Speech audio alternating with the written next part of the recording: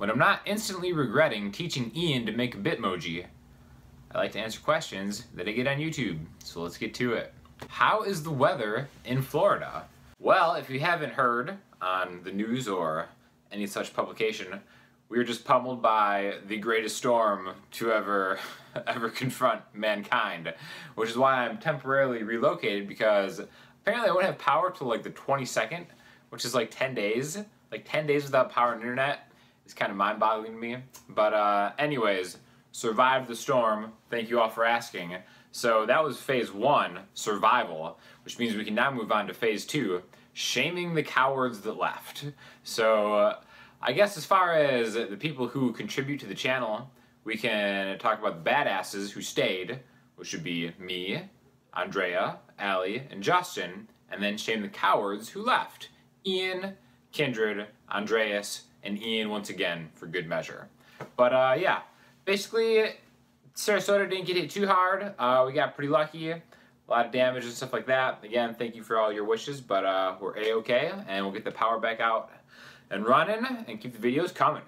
I'm not really sure why, but I seem to be able to find notes that work with chords without learning too many scales. Is this good to keep going with, or should I learn more theory?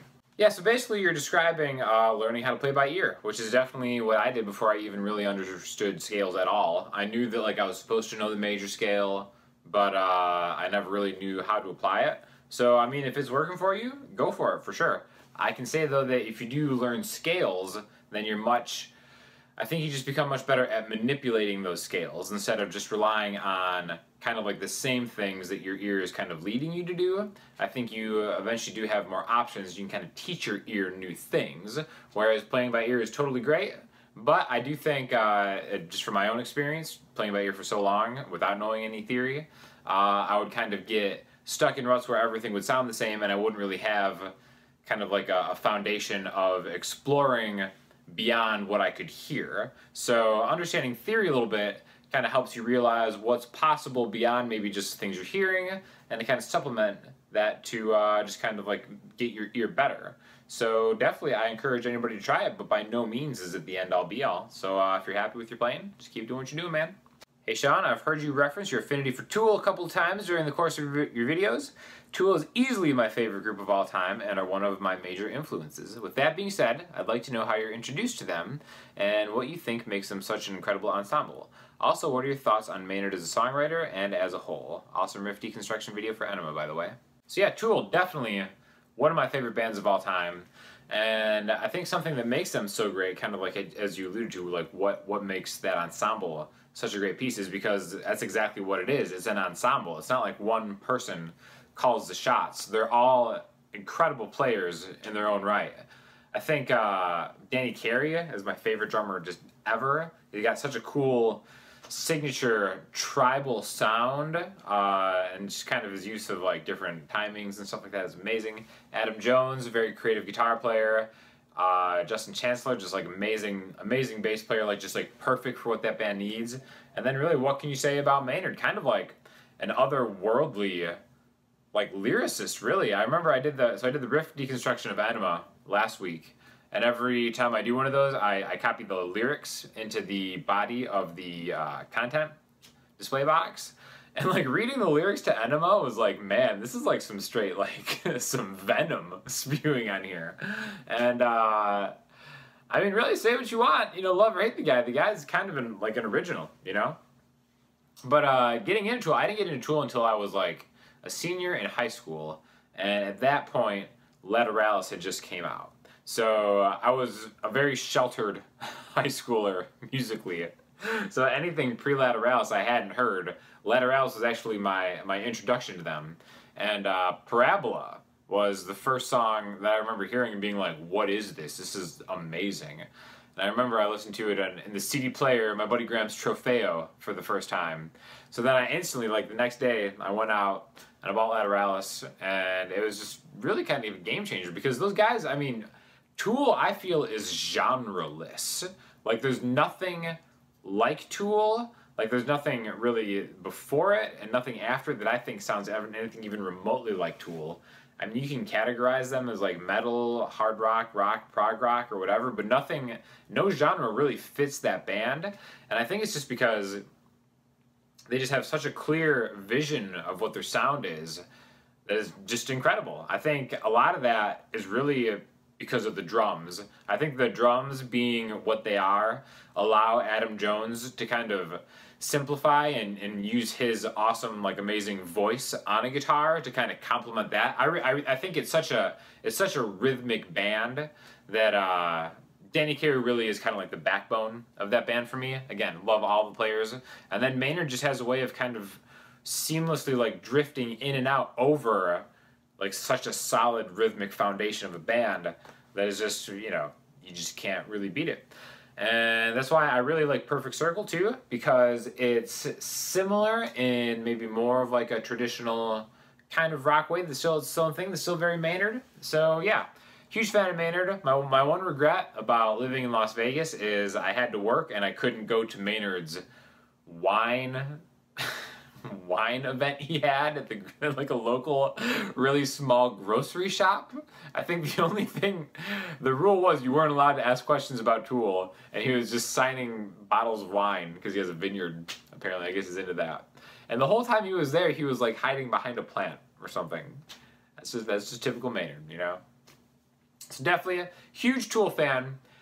They need to get their stuff streaming though. I mean, this is 2017, guys. I love you. I've bought all your albums for sure, but it's just not how a lot of people listen to music anymore.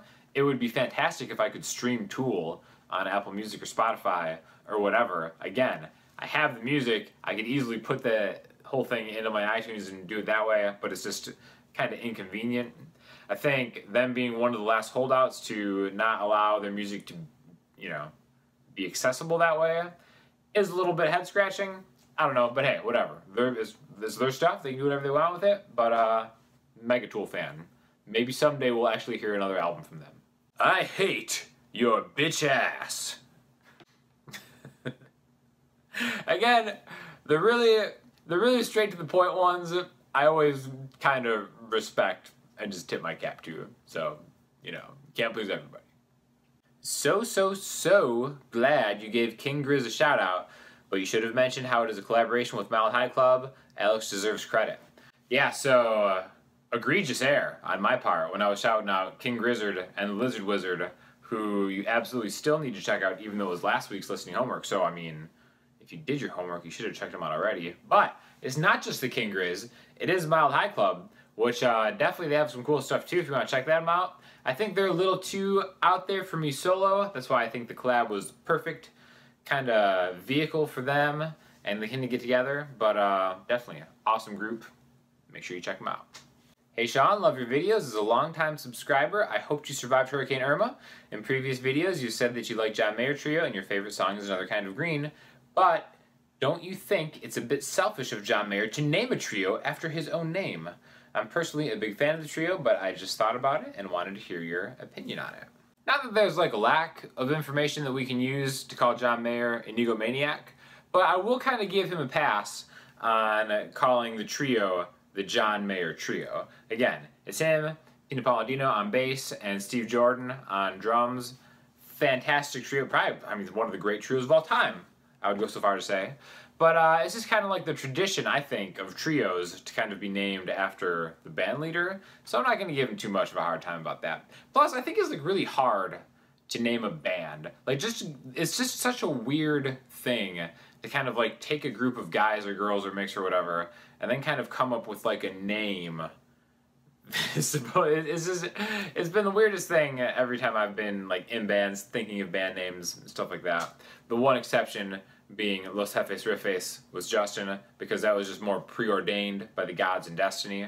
But aside from that, it's tough to come up with a band name. John Mayer is just kind of the man, so he can do whatever he wants. It's Trio, John Mayer Trio, great stuff. I'm excited to hear the new stuff. Definitely check them out in the meantime too. Hey Sean, hope this message finds you well. I was wondering if you've checked out Postmodern Jukebox and also Morgan James. Great music. I think you'd enjoy Black Hole Sun featuring Haley Reinhard, Shades of Fiona Apple. Yes, Postmodern Jukebox, one of my absolute favorite YouTube channels. The dude in charge of that, who has his own channel, is absolutely a monster. I will put his link in there. Every now and then he'll go live and just kind of do just piano stuff off the top of his head. Just play literally any song that's ever been invented that he's heard. He can just kind of riff off and play. Absolute mastermind, genius piano player. If you don't know basically what they do, they take modern songs and kind of play them in like an old, really hip, retro way. And visually, it's a very aesthetically pleasing thing too.